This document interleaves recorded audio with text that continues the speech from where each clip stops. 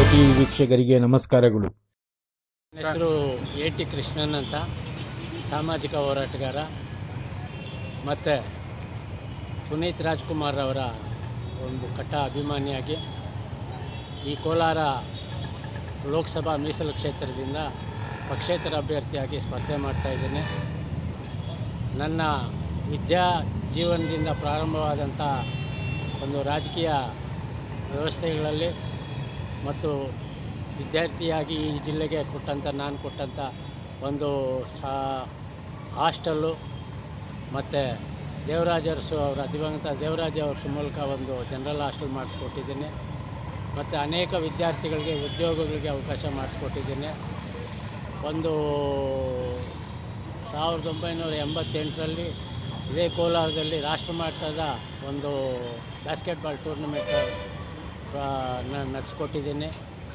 ಆಮೇಲೆ ಈ ಜಿಲ್ಲೆಯಲ್ಲಿ ನೀರಾವರಿಗಾಗಿ ಏನು ಹೋರಾಟಗಳು ನಡೀತಾ ಇತ್ತು ಅದು ಸಂಪೂರ್ಣವಾಗಿ ಕೆಲವರು ಜೋಬಿಯಲ್ಲಿ ಅಡ್ಕೊಂಡಿರೋದನ್ನು ತೆಗೆದು ನನ್ನ ಸ್ವಂತ 6 ತಿಂಗಳ ಮೊಮ್ಮಗನನ್ನು ರಸ್ತೆಯಲ್ಲಿ ಹೋರಾಟಕ್ಕೆ ನಿಲ್ಲಿಸಿ ಪ್ರಾರಂಭ ಮಾಡಿ ಅದಕ್ಕೆ ರೂಪುರೇಷೆಗಳನ್ನು ನೀಡಿ ಸುಮಾರು 50,000 ಕೋಟಿಯ ನೀರಾವರಿ ಯೋಜನೆಗಳು ಈ ಜಿಲ್ಲೆಗೆ ಸ್ಯಾಂಕ್ಷನ್ ಆಗಬೇಕಂದ್ರೆ ಆ ಹೋರಾಟದ ಮೂಲಕ ನಂದು ಕಾಂಟ್ರಿಬ್ಯೂಷನ್ ಇದೆ.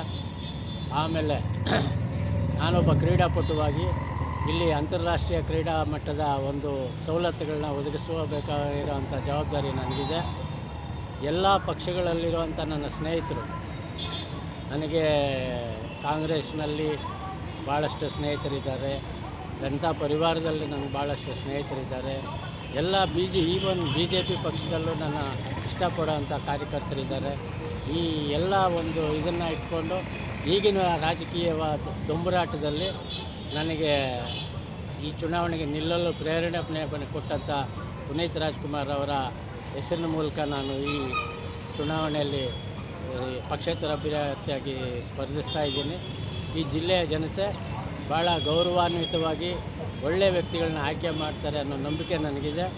ಮತ್ತು ಯಾರು ರಾಜಕಾರಣವಾಗಿ ಕುತಂತ್ರಗಳನ್ನ ನಡೆಸ್ತಾರೆ, ಯಾರು ಅಧಿಕಾರನ ದುರುಪಯೋಗಪಡಿಸ್ಕೊಂಡು ರಾಜಕಾರಣದಲ್ಲಿ ನಾನೇ ಅಂತ ಮೆರೀತಾರೆ, ಅಂಥದ್ದನ್ನೆಲ್ಲ ಜನ ಬೇಸರಗೊಂಡಿದ್ದಾರೆ.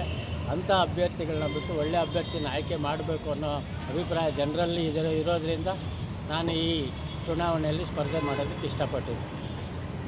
ಮತದಾರರಿಗೆ ಕೋಲಾರ ಜಿಲ್ಲೆ ಮತ್ತು ಚಿಕ್ಕಬಳ್ಳಾಪುರ ಸೇರ್ತದೆ. ಮತದಾರರಲ್ಲಿ ನೀವು ಏನಂತ ಅಭಿಪ್ರಾಯ ಪಕ್ಷಗಳ ಬಗ್ಗೆ? ಅವಿಭಜಿತ ಕೋಲಾರ ಜಿಲ್ಲೆ ಇದ್ದಾಗಲೇ ನನ್ನ ಎಲ್ಲ ತಾಲೂಕು, ಕೋಲಾರ ಜಿಲ್ಲೆಯಲ್ಲಿದ್ದಂಥ 11 ತಾಲೂಕುಗಳಲ್ಲೂ ಕೂಡ ನಾನು ಕೆಲಸ ಮಾಡಿದ್ದೀನಿ. ಒಂದು ಸರ್ಕಾರವನ್ನು ಬದಲಾಯಿಸುವಂಥ ಪರಿಸ್ಥಿತಿಯನ್ನು ರಾಜಕೀಯವಾಗಿ ನಾನು ನಿರ್ಮಾಣ ಮಾಡಿ ಈಗಿನ ಮಾಜಿ ಪ್ರಧಾನಿಗಳು ದೇವೇಗೌಡರು ಮುಖ್ಯಮಂತ್ರಿ ಆಗೋದರಲ್ಲಿ ನಮ್ಮ ಜಿಲ್ಲೆಯಿಂದ ನಾನು ವಹಿಸಿದಂಥ ಪಾತ್ರನೂ ಮುಖ್ಯವಾಗಿದೆ. ಇದರಿಂದ ಜನತಾ ಪರಿವಾರದಲ್ಲೂ ನನ್ನ ಮೇಲೆ ಗೌರವ ಇದೆ ಮತ್ತು ಬೇರೆ ಎಲ್ಲ ಪಕ್ಷಗಳಲ್ಲೂ ನನ್ನ ಮೇಲೆ ಗೌರವ ಇದೆ. ನಾನು ಚಿಕ್ಕಬಳ್ಳಾಪುರ ಜಿಲ್ಲೆಯ 2 ತಾಲೂಕುಗಳು ಮತ್ತು ಕೋಲಾರ ಜಿಲ್ಲೆಯ 5 ತಾಲೂಕುಗಳನ್ನು ನನಗೆ ಸಂಪೂರ್ಣವಾಗಿ ಪರಿಚಿತರ ಇರುವುದರಿಂದ ನಾನು ಈ ಚುನಾವಣೆಯಲ್ಲಿ ಸ್ಪರ್ಧೆ ಮಾಡ್ತಾಯಿದ್ದೀನಿ. ಮುಂಬರುವ 5 ವರ್ಷಗಳಲ್ಲಿ ಈ ಮತದಾರರಿಗೆ ನನ್ನ ಚುನಾವಣೆಯಲ್ಲಿ ಗೆಲ್ಲಿಸಿದ್ರೂ ಪರವಾಗಿಲ್ಲ ಅಥವಾ ಬೇರೆ ಏನಾದರೂ ಪರವಾಗಿಲ್ಲ, ನಾನು ಮತದಾರರಿಗೆ ಒಂದು ಪ್ರಮಾಣ ಮಾಡಿ ಹೇಳೋದೇನಂತ ಹೇಳಿದ್ರೆ, ಪ್ರತಿ ಹಳ್ಳಿಯಲ್ಲೂ ಯುವಕರಿಗೆ ಕ್ರೀಡಾಂಗಣ ಬೇಕು, ಕ್ರೀಡಾ ಏನಂತೀವಿ ಆಟದ ಬಯಲು ಬೇಕು. ಪ್ರತಿ ಹಳ್ಳಿಯಲ್ಲೂ ಎಲ್ಲರಿಗೂ ಸಾಮೂಹಿಕ ಸ್ಮಶಾನಗಳು ಬೇಕು.